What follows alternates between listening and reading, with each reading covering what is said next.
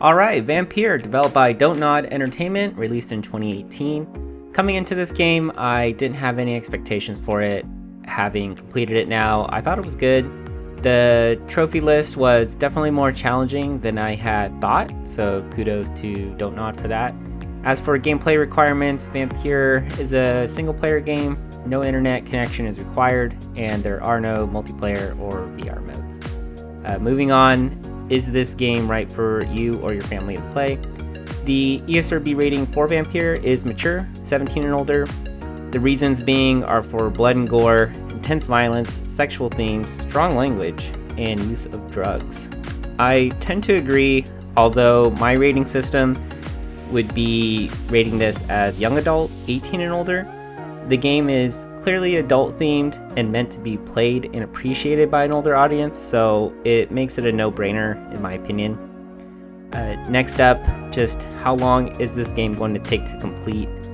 If you're looking to just beat Vampyr on any difficulty and using the easiest path to success, it'll likely only take actually less than 2 hours, assuming you skip a decent portion of the skippable dialogue. But to get 100%, it can generally take, for the average player, anywhere from 13 to 35 hours. I'm not aware of any cheats or glitches that are helpful, although the game does tend to crash from time to time, which can make playing it very frustrating. Also, game difficulty does technically affect your completion time, although that's not really the case since the easiest difficulty was added in a later patch, so it doesn't really affect anyone that had played prior to or really is getting into it. Alright, time to get into the fun stuff. On a scale easy to expert, I'd say Vampyr's trophy list is about average. To me, the trophy list mainly helps boost critical thinking, which is the ability to analyze and evaluate an issue to form a decision. It can also help boost mental reflex, which is the mind's response to an action without a conscious effort, and confidence, which generally everyone is aware is a feeling of self-assurance coming from the appreciation of your own abilities and qualities. Moving on, let's look at the highlights. The trophy that best highlights critical thinking is not even once. This trophy requires you to beat the game without having killed any non-player character, or known as NPC. It sounds easy on paper, but you learn very early on that the best and fastest way to level up and boost your skills is to kill NPCs. Outside that, your means of leveling up is extremely restricted, making enemies and bosses much harder to beat.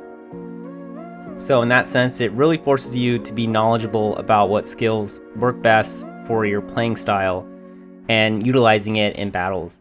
And these type of trophies are amazing, in my opinion, for the purposes of teaching how to be efficient with your time and resources, as well as overcoming a challenge where you are disadvantaged or greatly disadvantaged. And yes, the hard truth is that in some situations there's nothing you can do to change the outcome of any challenge, either because your disadvantage is permanent or because the results are based on variables that are too many variables that are outside of your control. However, there's a lot of situations where it is possible to overcome a challenge, and in that situation, critical thinking is really a strong factor in helping achieve that. The most common situation that comes to my mind that would affect players that would play this game is if you find yourself struggling financially.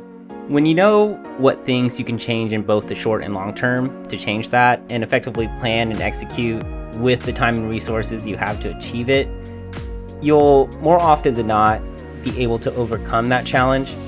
And that sounds so easy, and generally it is easy for people to recognize that. The problem is the execution.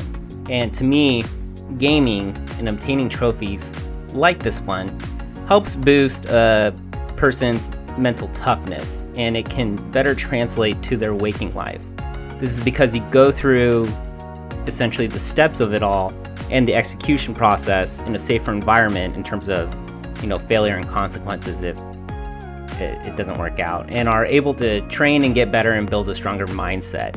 It can sound silly, but you can't really knock it until you try it. And at least for me, even speaking from personal experience, it helps. So yeah, give it a shot. And finally, let's talk about improvements.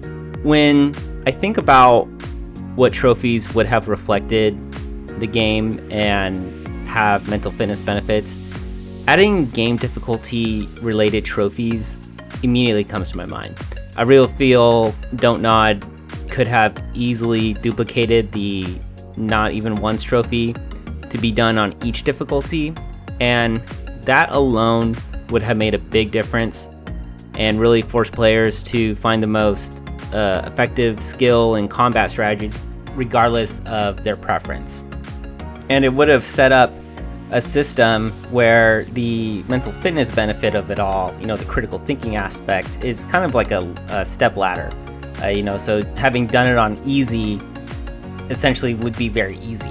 And then on normal, it's a little bit harder, but you can still work within the confines of what you're good at. And then on hard, you really have to kind of step out of your comfort zone to really do it. But all that, again, in my opinion, would really help broaden that skill set and that mindset, that toughness, and be able to translate into someone's waking life.